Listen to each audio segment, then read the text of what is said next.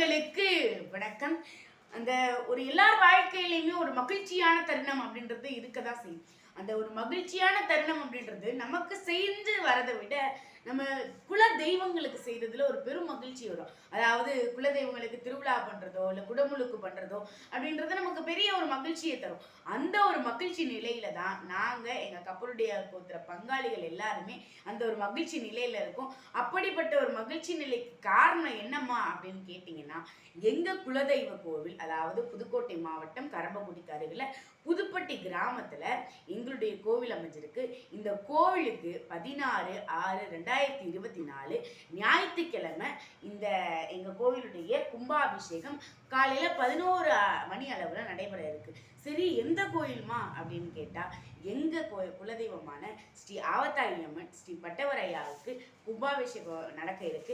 எங்களுடைய மகிழ்ச்சியில பாதி ஒரு பங்கா நீங்களும் அந்த மகிழ்ச்சி அடையணும், எங்க தெய்வத்துடைய அருளை நீங்களும் பெறணும்னு நாங்க நினைக்கிறோம். இந்த நவீன காலத்துல பல நேரங்கள்ல பல வேலைகள் எல்லாம் இருக்கு. அதனால யாருமே கோயிலுக்கு போக முடியறதே கிடையாது. அப்படி இருந்த போதிலும் இறையருள் இல்லாம எந்த ஒரு விஷயத்தையுமே செய்யவே முடியாது.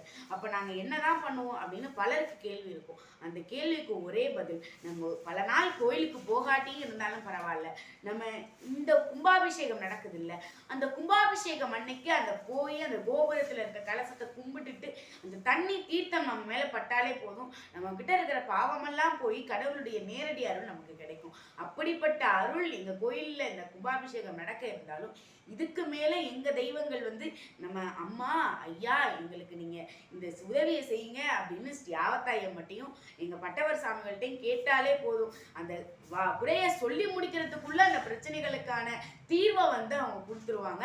அந்த அளவுக்கு ஒரு சக்தி வாய்ந்த தெய்வம். அது அவங்களுடைய அருளை நீங்களும் பெறணும், எங்களுடைய மகிழ்ச்சியில நீங்களும் இருக்கணும் அப்படின்னு நினைச்சு அன்பு சொந்தங்களே, உங்களுக்கான அழைப்பை விடுக்கிறது இந்த இப்படிக்கு கப்பலுடையார் கோத்திர பங்காளிகளின் சார்பாக நான் உங்கள் தீஷா ரவிராஜ். நன்றி, வணக்கம்.